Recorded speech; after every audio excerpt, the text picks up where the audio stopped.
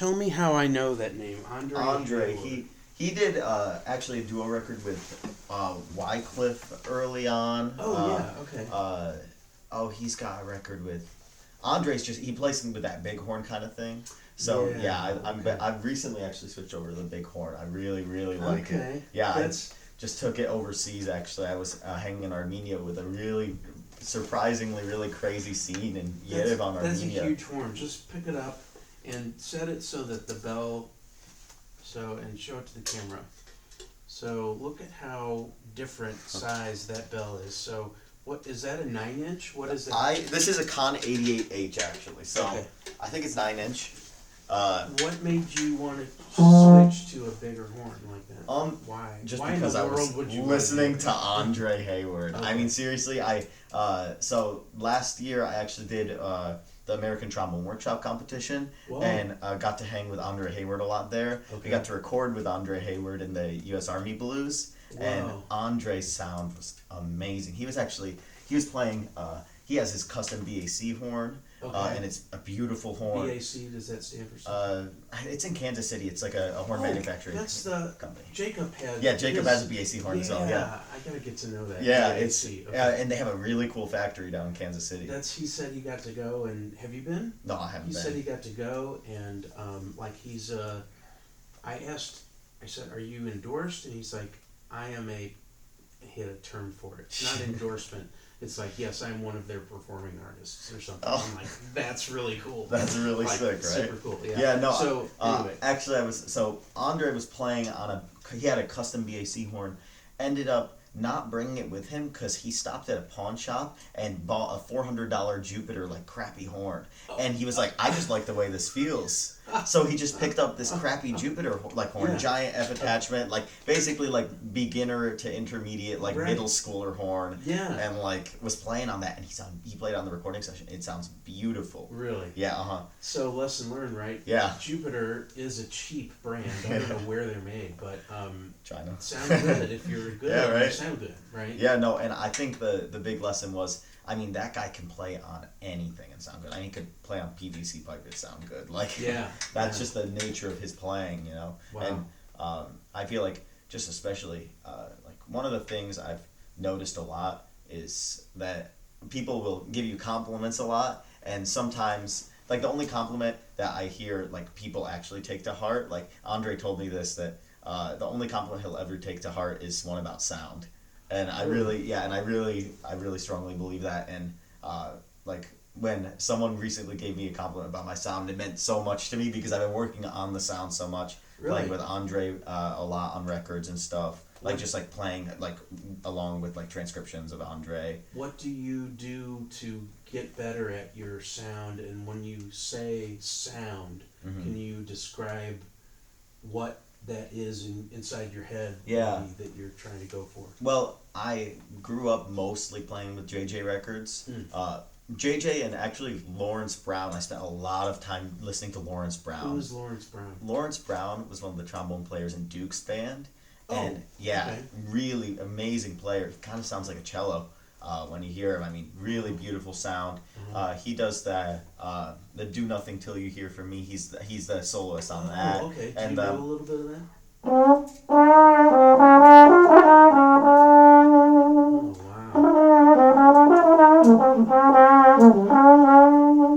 Yeah, and he's got the constant kind of vibrato thing. Okay. It's really cool. I found some old school records of him with it's called a group called Paul Howard and his Quality Serenade. It's 1929, but you hear those old trombone players. I've been really into that recently too. Checking out some of those old time trombone players. And Miff Mole. Miff Mole is heavy player. He is the shit, and right? People people think Kid Ory's it, but I don't get the Kid Ory thing, and I don't know why Louis Armstrong chose Kid Ory when there was Lawrence Brown, there was Miff Mole. I mean, you had major players, and a lot of them came out of L.A. Those guys. West Coast guys. Yeah. You know, when I discovered Miff Mole, I was on the same track as you. I was playing with Miss Jubilee, which Miss Jubilee and the Humdingers was a early music kind of organization. A band that played early music. Yeah. We played ragtime-ish stuff. That was here, right? Jump blues. Yeah. Here in town. And so I started listening to Kid Ory, who's Oh. got this real raspy sound. Just not much clarity And- kind but of not thing. a lot, yeah. And then I kind of discovered Miff Mole Yeah. and was really born again in terms of like the style I wanted to be like Yeah. was Miff Mole. And I learned that Eddie Burt that studied from Miff Mole, so like the lineage went, from Miff to Eddie Burt. But that's funny, you're the only other person I've ever met, trombonist wise, that knows about Miff. Yeah, and Miff Mole was one of the guys that like JJ listened to a lot. And there's actually a record of I think someone has a really great video on YouTube of they're analyzing this solo on this tune called Hurricane, and it's at 3 takes, and you can hear all 3 takes of No way. Miff Mole's solo, and they transcribed it all. No And way. yeah, it's a really I really gotta cool. get that. Yeah, I gotta get the link to it's really cool. You just Okay. look up Hurricane Miff Mole Okay. analysis, and I mean the guy's playing like chromatic passing tones, and this is like 1929. Like Wow, we're talking, and that's like amazing. this is who JJ was listening to, and JJ talks about being inspired by him. Okay. Yeah, That's Miff really Mole's the interesting. shit. And then I'll put a link to that on our site when Yes, I post this video. definitely, yeah. And then but like there's some really really incredible recordings of those recordings of Lawrence Brown. Like he's been seriously one of my favorite guys. Yeah, so I'd That's- never heard of him, but that's really neat that you pointed that out. Yeah, Lawrence Brown. He does the if you know the. I haven't played in a couple days. I've been traveling, but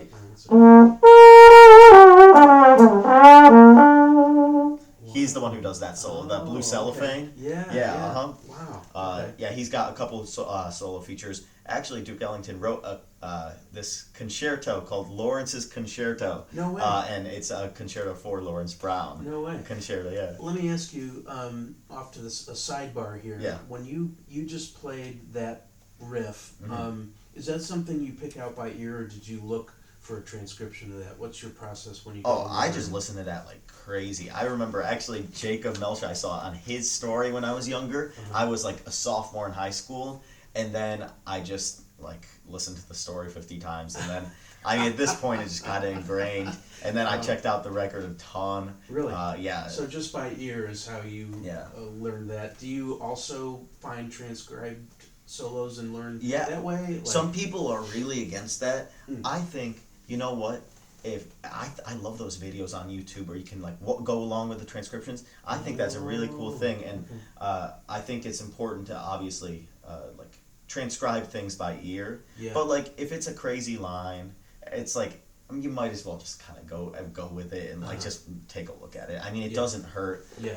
Obviously, like transcribing the majority, but listening to it enough where like you know the solo, you can sing the solo is important. But Right. like taking a look, just a quick peek, like can't hurt. Right. You know. Well, when I was in college, our teacher had us listen and transcribe, and then learn. Is Yeah. that still the approach? Like you're at school at Eastman. Yeah. What's their approach when it comes to learning Well, someone's solo? Eastman's a pretty academic kind of place, so it is a lot of less like I don't really do like a lot of transcriptions per se okay. for like assignments. Oh, okay. But what I do is a lot of analysis because Eastman. I'm studying at the Eastman School of Music. Eastman is a pretty composition focused program, a Okay. pretty music theory focused program. Okay. A lot of like Tristano kind of stuff. Yeah, and they're pretty. There's a great professor there named Darius Tarafenko who is just one of the most intelligent guys you'll ever meet. Wow. And he's really, really into that Tristano kind of thing. Okay. Crazy Polish music theorist and Wow. like pianist, really crazy pianist. Neat. I mean, he'll get like he'll write like a contrafact on like a Schoenberg piece. Like that's the kind of stuff he's on. So Wow. really, really sick dude. And anyway, so we with him, he's the guy who mostly kind of works on that stuff, and it's pretty kind of self-run. I actually brought some books. I was just in Armenia actually. So and- yeah, tell me about. So you are of Armenian descent. Yes. And I knew when I first met, you were telling me about Armenia. Yeah. And so like I knew, and what's funny is my son's girlfriend. I remember you telling me this. Yeah. Oh, do you remember? Yeah. Okay, so like I always sort of connected those dots, and Because you have similar facial looks and coloring, It's the coloring and nose. stuff. You know? But so you know, I know that they're Armenian, and so the next thing I knew, you've been traveling. Like I've been following you on social media, doing a lot of traveling over there. So then you just said your whole family emigrated. Well, Or- my aunt's side of the family immigrated. Okay. Actually, we had some trouble with them, and their flight was supposed to be yesterday. They were supposed to come in today at 1:30, so I was planning to go pick them up from the airport after this, That's right. but ended up not being able to because they didn't let them on the flight. But I think they're going to allow them on Wednesday, so they're coming over. There's a big war happening over there, so it's better to get them over here now, but... So they have to wait. So that must be really stressful for them. Yeah. They get to the airport thinking they're going to get to go, and then they're not. Yeah, because I think the thing was like you can't have, because they don't have a European visa. You got to do like one transfer in Europe. You can't do two transfers. So they were flying from Armenia to Vienna to Frankfurt to St. Louis, but you can't. You have to fly from Frankfurt to St. Louis. Oh. Wow. Yeah, or they won't let you without a European visa. It's crazy stuff. So That's anyway, especially because of this war happening in Armenia right now, I've spent a lot of time doing musicology work in Armenia. So I'm working with a history institute actually in Armenia. Yeah, and I'm doing a lot of archive work over there and basically Tell me what that means. Like, tell me. preserving folk music basically. So Armenian folk music. Armenian folk music. Before there was a genocide that happened in Armenia in 1915 where I know my family had only 3 survivors and 1.5 million Armenians were killed. And before that genocide, there was a wealth of like folk music that happened in every single village, and actually it's a tradition, or old Armenian tradition, to when you'd sit down after working at the end of the day, and the grandparents would share the songs with the kids and teach them folk songs, and that was their form of entertainment, obviously before anything kind of existed. And most of them were actually kind of illiterate at that time. This was in the eastern part of the Ottoman Empire at the time. But anyway, so the average folk person, villager, knew about 300 songs, and some of these songs are crazy. I mean, like I have some of these songs actually written here in like 10/16, like really? You've got some crazy stuff going on, and crazy scales. I mean, a lot of double harmonic. Oh my gosh. Yeah, and you're documenting all this. And basically, right now, there's a history institute in Armenia called the Autogosti Institute, right in the downtown of Yerevan, the capital. And I've been going there, and I actually was studying with an Armenian folk singer. She's one of the most famous Armenian folk singers, and she sings in the Vienna Opera and sings with the Yerevan State Chamber Choir. But she is an incredible woman, and one of the greatest sources of knowledge about one of the greatest Armenian folk musicians named Komitas. But anyway, I was studying with her, and then I got connected with some researchers. And now what we're doing is we're trying to preserve about 700 cassettes from a genocide survivor who sang all of these songs because Stalin made it illegal to sing these songs for about 30 years until he died after the genocide. So yeah, these songs are now being preserved, and someone in the 1970s, I believe, recorded all of these onto cassettes. A researcher, and then the researcher actually passed away a couple months ago and left the entire thing to this history institute. So now there's these 50-year-old cassettes they're trying to preserve of basically the only surviving cassettes of the village that my family came from, the region that my family came from. These were the folk songs my great grandparents would have been singing. So I'm working on preserving them, and they're actually trying to get a grant right now from UCLA. That's incredible. Yeah.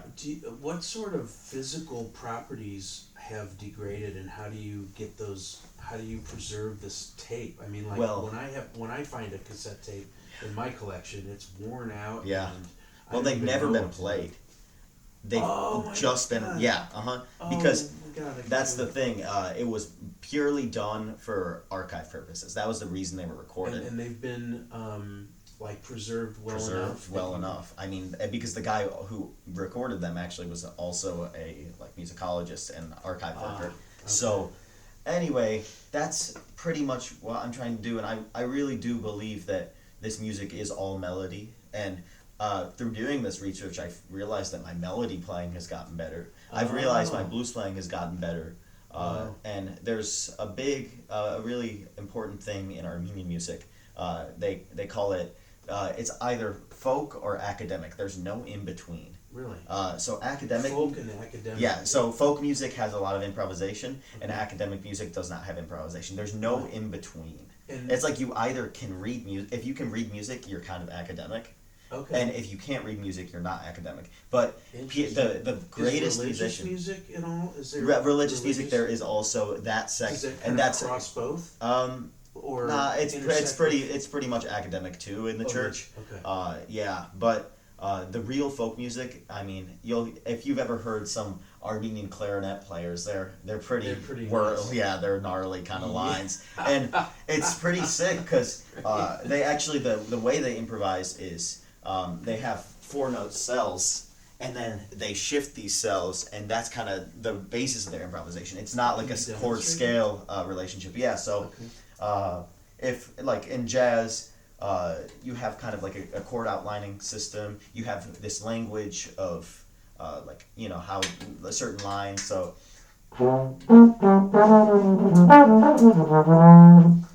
And the tempo is like the beat was here. yeah, that's for like the jazz kind of thing. But like with your like Armenian music, they take a cell. I obviously can't play this kind of stuff on the trombone, but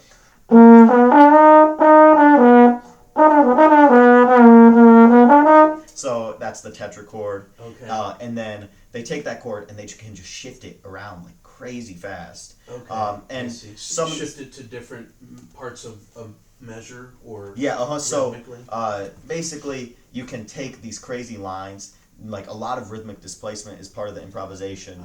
Okay. It's pretty much they improvise with folk melodies. So like the language is the melodies. So like imagine in jazz if the way we improvised was playing like Stella. Like Yeah. as like a part of our improvisation, like a main part, like that's our language. Okay. Instead of transcribing musicians, you learn songs, and songs is your language. Oh, neat. So yeah, it's a really I really get cool that. approach to doing things. That is. Yeah, and so anyway, that's kind of it. It's been teaching me a lot about different ways of improvising. Yeah. Because in bop and in jazz, there is like in swing music and in bop, there's kind of a tradition of like this language. Sometimes, obviously I don't think like players like Fats Navarro or Bird or Bud or Monk were like thinking like this, but generally players that come after them are kind of, it can sometimes be a regurgitating kind of thing. Right. They're just spewing back what they've heard, and it's not innovative or Yeah. from them really. It's just what they've heard. Yeah. Is that So it can just kind of be like not really improvising at a time. Right. They're But playing these stock phrases that are established already, and they're just repeating them. Back. yeah, basically, yeah. But I actually spent a lot of time with a great friend from Brazil recently at Eastman. He actually was studying there through the Fulbright program. Okay. Anyway, spent a lot of time, actually worked on building a Brazilian ensemble at Eastman and talking about Brazilian improvisation. And Brazilian improvisation, of course, has its own language, but that improvisation is so much more rhythmic. Oh, it is. And so much more Rather than harmonic structures. yeah, it is. It is so much more based around the melody. Okay. It is kind of closer related to like the Baroque, like theme and variation kind of thing. Okay. It is a really really amazing music and a different mindset. You got to go into improvising with a different mindset. Same with Armenian music. Same with let's say like just every kind of music has a different like. People approach improvising in a different way. Yeah. And sometimes the thing that's difficult in jazz is that jazz musicians, I find, get very stuck in their way of improvising and regurgitating. Yeah. And I know That's interesting that you pick up on that. it's like especially being able to hang with a bunch of players. The Armenian jazz musicians actually is something I wanted to talk about really quick because I'd love to. Yeah. they are bop purists. They don't play anything but pure, and I'm not talking like they won't listen past Jackie McLean. You're like kidding. they listen because think about it, like bop wasn't openly available until the crash of the Soviet Union.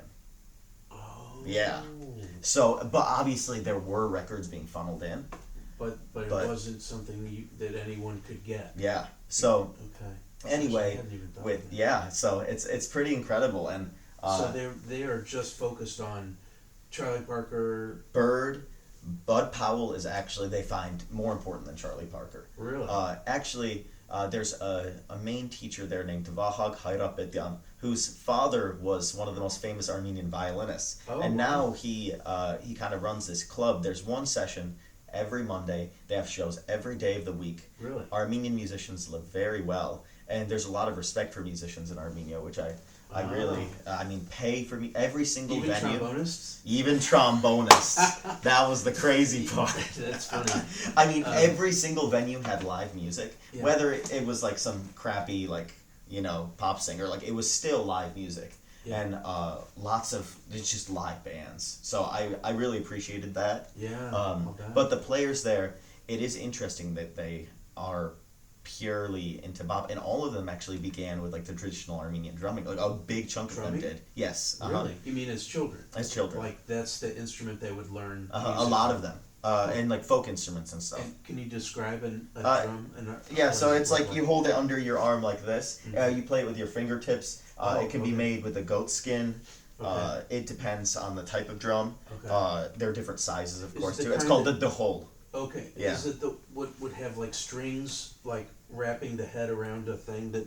No, it wouldn't be necessarily like that. Oh, okay. Yeah, it's pretty similar to like an American kind of drum thing, but Okay. it's just Armenians like to call it their own. You know? Okay, So sure. we have our own name It for it. might be their own. Yeah, and it is Because pretty. we got so much from all the rest of the world. Yeah.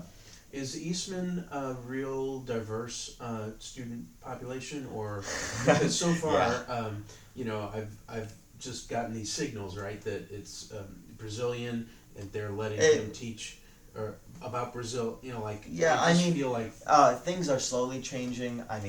But obviously it is not very diverse kind of thing. okay, so it's just a lot of American students. A lot of American, and at least in the jazz department, it's pretty straight down the pipe white. Okay. Not Yeah, that that's white bad, but guys. Yeah. Just kind of curious. if Yeah. it No, was, it's just that does have major consequences when it comes to the type of music that's being played. The faculty's all white men. okay. So okay. when you got like, a white guy trying to teach, like when you listen to like Train, or if you listen to like players like Albertina Walker, like church singers, like they can't teach that kind of thing. They can't talk about Train in the same way that someone who grew up in the church and knows that experience can talk Right. about that. Do you feel like then, if we teach the academics of jazz, we have the opportunity to teach the culture behind jazz maybe a lot more than we are in colleges these days? I think the issue with that kind of the conservatory academic kind of thing, especially Eastman, is that it's not really directly in a scene. Like it's upstate. Okay. So, Yeah, I don't really know the city of Eastman. Yeah. So it's in Rochester, New York. Okay. yeah. The city of Eastman. The city. It is basically That's the funny. city of Okay. Eastman. That's pretty much all there is happening there. But it is in Rochester. Yeah. That's funny. So it's in. I don't know my geography. So it's in Rochester, Yes, New York. So that's got to be a small city, or is it a large city? Like It's.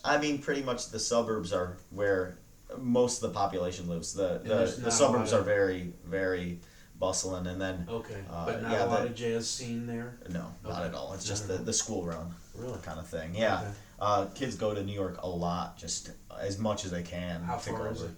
Like 4 hours. Mm.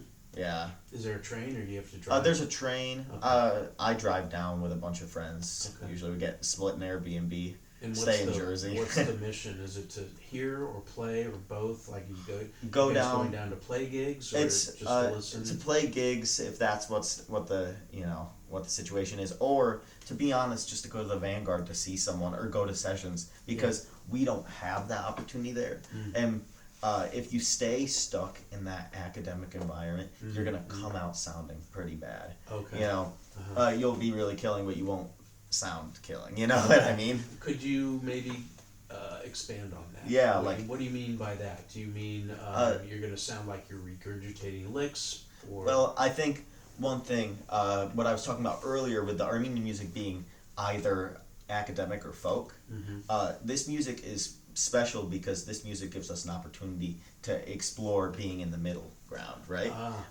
So sessions and learning about the tradition from those kinds of session environments, that's the folk element of this. Okay. The academic element is what I believe to be less important, but still, if you can manage to balance on both of those kinds of things and find a middle ground where you're not breaking into the academic range, I think that's a really, we have a special opportunity, to do that, especially at somewhere like Eastman where I study pretty much, I study like classically. So is that the approach there? Is you're taking classical trombone lessons? Well, I mean, like for us, the first musician we talk about is Bach. Wow. Yeah. So Bach, and they talk about like Chopin as the first jazz musician kind of thing. Like, it is a very classical oriented program. Okay. And it is because it received its reputation as a classical program before it became a jazz program. I think pretty much every major school kind of has that situation. Yeah. And well, I almost want to say Chuck Mangione had something to do with turning Eastman into a he did actually known jazz place, right? And that's who I grew up on. Interestingly enough, I came to Webster University to study jazz in 1983, and up to that point, most of the jazz I'd heard was Chuck Mangione records. Wow. So even though like he played with Art Blakey, he was a jazz messenger, but he was really all I knew, and his hip hop jazz hits, were what I came to school with. Boy, was I blown away, right? But there's one thing you just said. So Eastman, more known for classical, like an opera program. Their opera program's very notorious. Oh, really? They're not notorious. Oh. That's a negative connotation. Right. Well, I recently learned that actually. Oh, yeah. Infamous is infamous. Not good. Infamous is bad. Right. Yeah. Well, we don't know. Well, anyway, yeah. So, great opera program, great classical composition program. Actually, last year, our jazz composition program actually had Christine Jensen joined the program. Who? She is the sister of Ingrid Jensen, great trumpet player. Is the head of I think jazz studies at Manhattan School of Music. And Christine is now running the composition program at Eastman. That's exciting. Great player and alto player and composer from Montreal. So you're in your which year? I'm going into my fourth year right now. Your fourth year. Mm-hmm. So I remember once you and I were talking about you were going to go to college. Mm-hmm. Didn't you also have the opportunity to study with Conrad? I did have the opportunity to study with Conrad. Where was that? New Jersey? That was at Rutgers, in Jersey. So what made you choose Eastman over Rutgers, and are you happy with the choice you made? Well, Eastman was a lot more comfortable for me. I had more connections over there. Oh, okay. So I guess, too, coming out of high school, you don't really know what you want, and I think Eastman definitely provided a little more money for me, too, which was it was a nice incentive. Okay. But also, too, like... I felt the program at Eastman, I really enjoy that program, even though obviously it does have its issues. Mm-hmm. I enjoy Eastman's program because it gives you an opportunity to do the things that you want, like study folk music. I actually do a lot of my work as a composer. I do a lot of composition based around, actually when I went to the American Trombone Workshop competition, I took over one of my a original composition by that vocal performer Komitas, that folk musician. Anyway, I ended up writing a composition based around his piece, and I wrote like a diatonic scale from scales that were present in his piece, and actually took that to the competition, and I ended up recording that. And again, I ended up being able to play it in front of the judges. One of the judges was Andre Hayward. Oh my god. Yeah. Okay. And How Andre, cool. and luckily I was really lucky to end up winning that competition. No way. And yeah, Oh, that's so cool. and part of that award in that competition was to record with the Army Blues. So Oh we got to my record gosh. with How cool a is great that? trombone. I was in the 21 under division, and then I think the next division was 22 to 25. Okay. There's a great trombonist in that division who also recorded with us, and I think there's a. Have you ever heard of the band like? It's like an Indian like brass band fusion thing. No. Oh, he plays trombone. Oh, He's a maybe I great wanna check that player. out. Yeah, I can't. I'd love to I get know the how. name of that. I don't want to butcher how the pronunciation is. So I'm not even gonna try. Okay. But I'll definitely tell you. Yeah, I definitely would like to. Really sick band. Yeah. Yeah. So you've been pointing to this book, but I want to show it to the camera. Can you pick it up and show it? Yeah. So the biggest thing about these folk textbooks. I'm just gonna see where you are in the frame. Okay, there you go. So these textbooks were made in the Soviet Union. Okay. This is 1982. Okay. They're written half Russian, Oh, half wow. Armenian. This is the Armenian side. This is the Russian side. Okay. And in the back, you can see these books haven't been published, by the way, online. Haven't So been- I have to go in our village, and I need to go to the bazaar kind of area and like purchase these books Oh my because gosh. that's the only way you can get these resources from the village. Whoa. So Okay.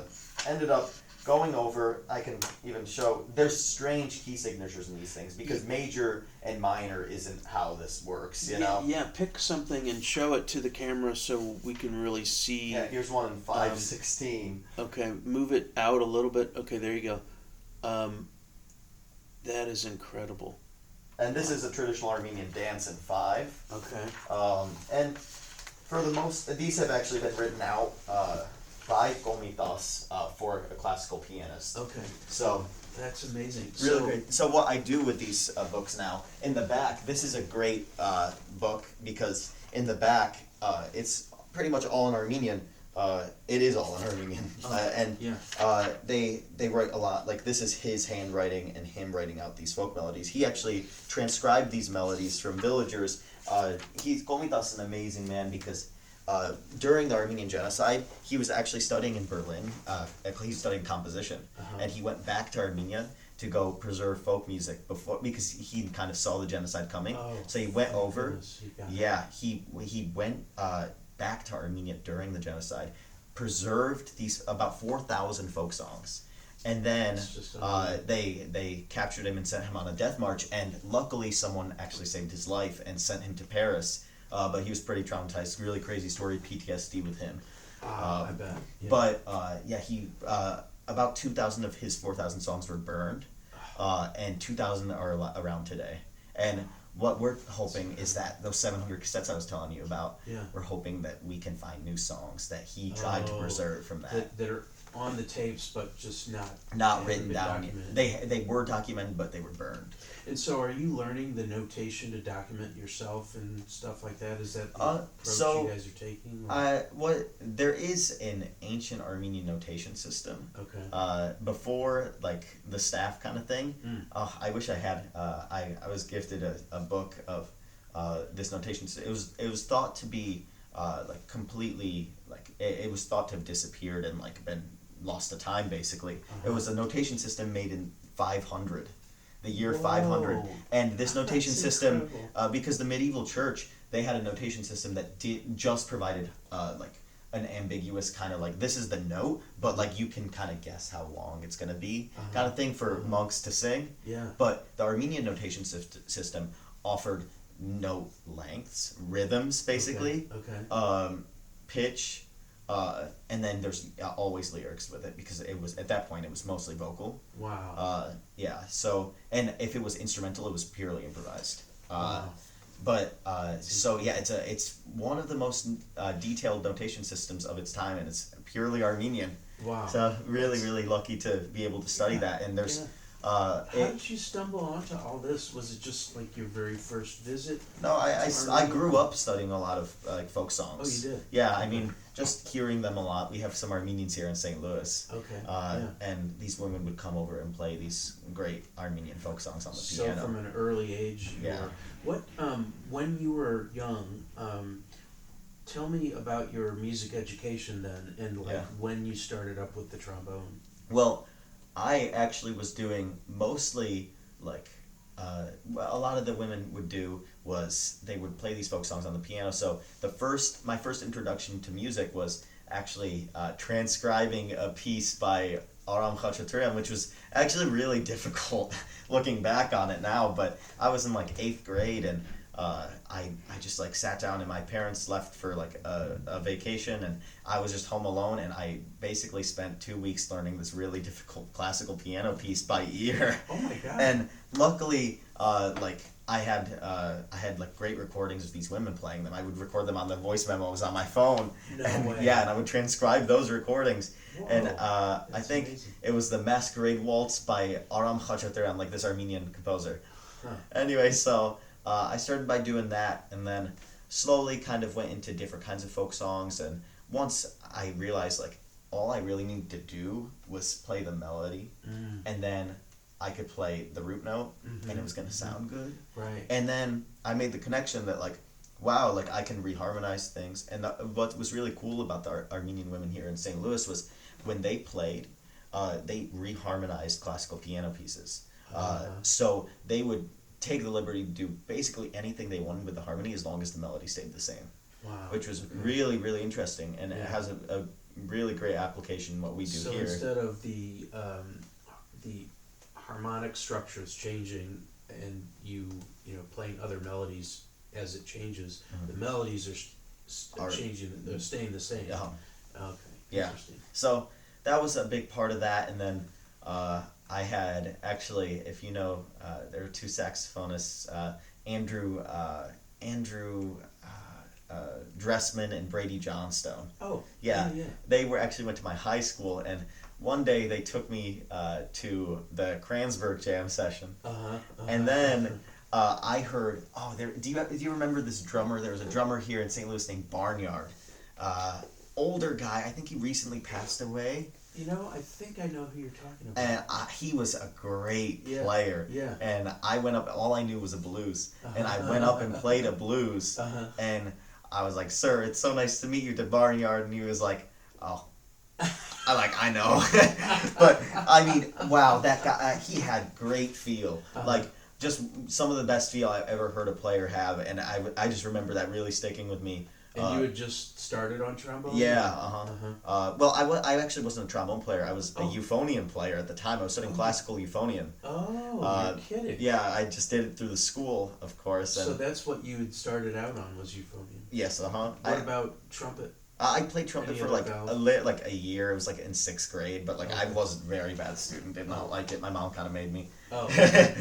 But you know, euphonium was. I was actually pretty much primarily a euphonium player up until I was 16 or 17. Oh, really? Yeah, and the trombone that I was doing was kind of a side thing. But then I realized, you know, that improvising was very important to me, and that if I did get a classical degree, that improvising wouldn't be something that would be like very important in that degree kind of setting. So trombone is definitely the way to go, and I think having the basis of like being a euphonium player and studying classical euphonium had, I mean, just playing on like that kind of, I mean, that massive beautiful instrument, you know, and then going to trombone, it really did help with the sound concept thing. Like occasionally I still go back and play euphonium just to like feel what that sound concept felt like, what it felt like to put that sound into the horn. Right, and hear a big round tone. Yeah, a big, beautiful round tone. Yeah. And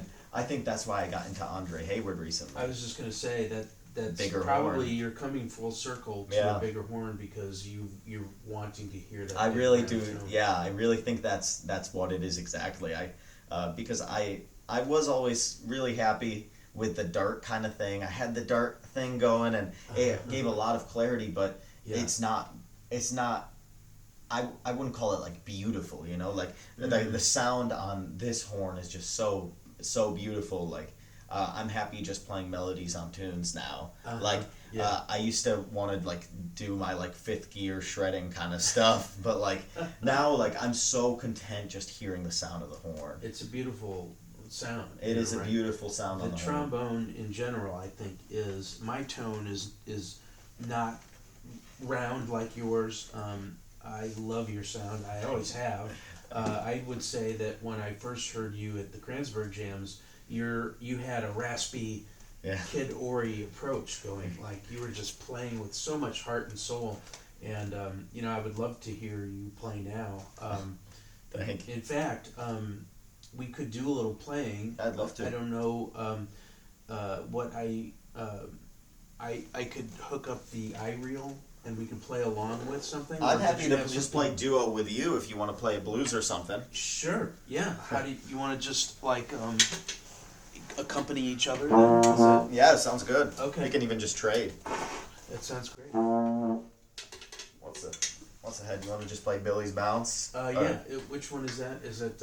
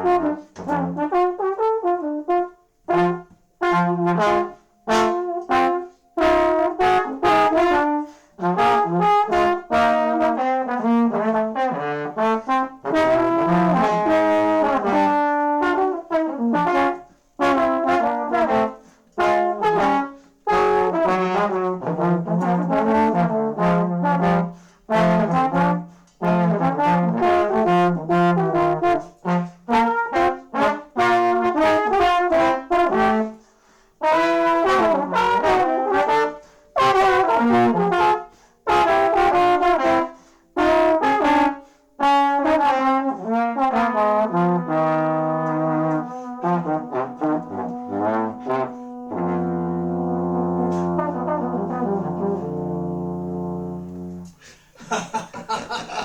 my God, that was You so sound cool. great. Oh, you sound wonderful. I can't believe The audience how, likes it. Approved. Oh yes, audience approved. Yeah, definitely.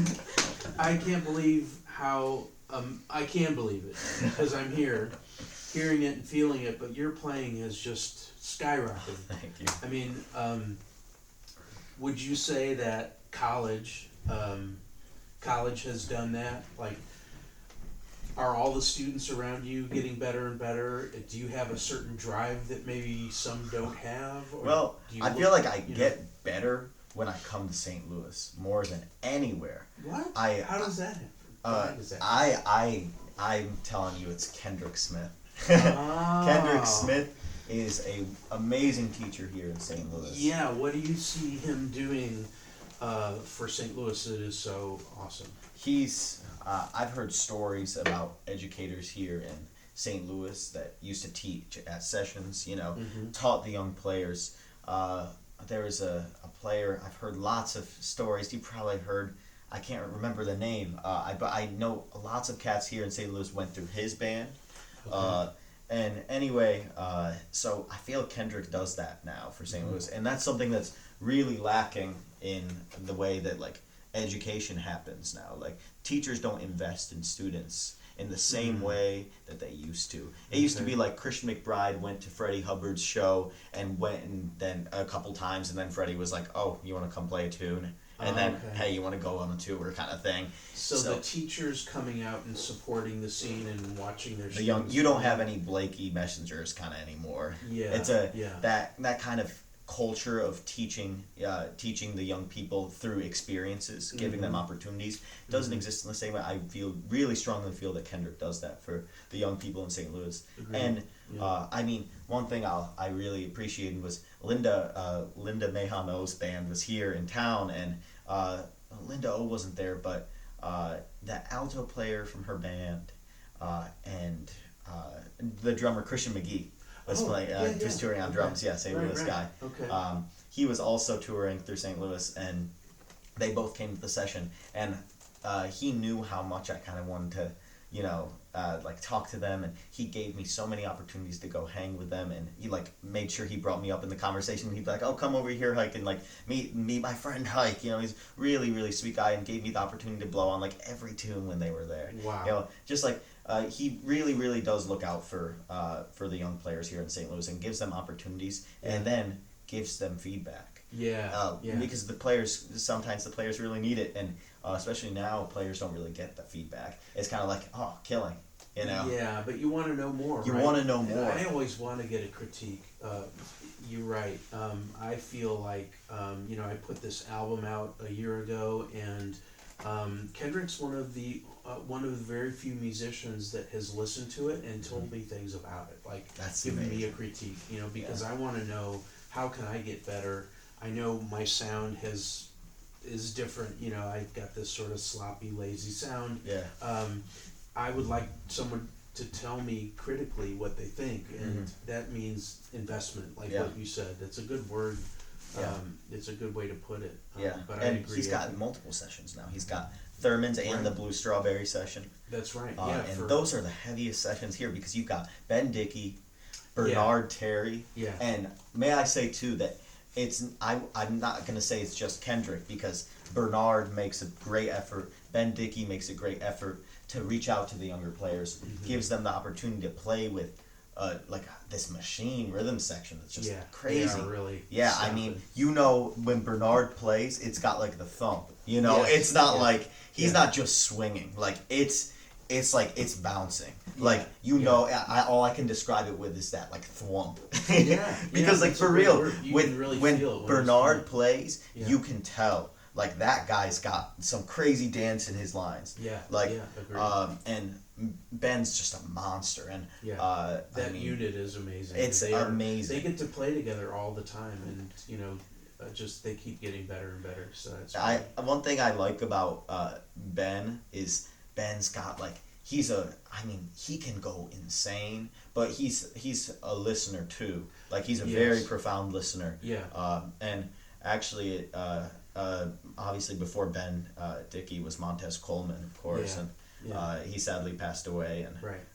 Montez used to be the guy who played at Thurman's, Mhm. and Yeah. I went once in high school to go see. It was Kendrick, Bernard, and Montez. Oh yeah. And I went with my friends, and oh my god, it was just like, it was insane. Like, Yeah.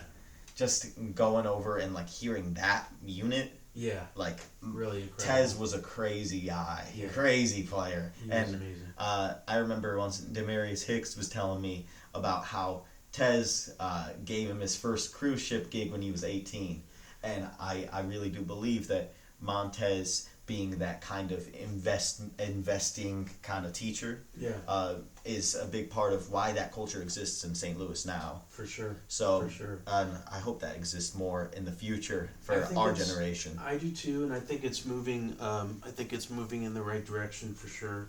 One of the things that I'm trying to do more of is, with this video series, is just talk more about the scene here in St. Louis and let people know where It's they can killing. hear jazz and where they can go out and see more jazz. Because I really think we need more involvement from the listener. The people that like jazz need to come out and support. Yeah, watch it. By watching it, right? Yeah. I think this has been great. I want to thank Haik Demirchian. Demirchian. Close Okay, enough. So let's do that again, and then we're gonna go back and do an intro because Awesome. I forgot to start it. Yeah. So let me say that Demirchian. Demirchian, yep. Okay, so once again, I want to thank my guest, Haik Demirchian. Thank you for having me. It's been my honor to have you here, and It's an honor to do it. nothing but good luck to you in your last final remaining senior year of college. Thank you so And much. let's stay in touch. Absolutely. Great, thanks again. Yes, thank Okay. you. Now let's do An intro? an intro, because I forgot. So, hey everybody, welcome to episode 2 of Trombone is Enough. I'm honored to have as my second guest in this series, Haik Demirchian, who is back in St. Louis on break from college. Haik, please say hello. Hello, it's great to meet you all. Virtually. Virtually. Okay. And then I'll just fade that into where we started. Awesome. So, Great. Good stuff. Thank you so much, my No, friend. thank you. This Great is- to play with you. That was really fun. That was fun. That was cool. I'm so glad that you decided to do that because I was like, well, what are we going to do? And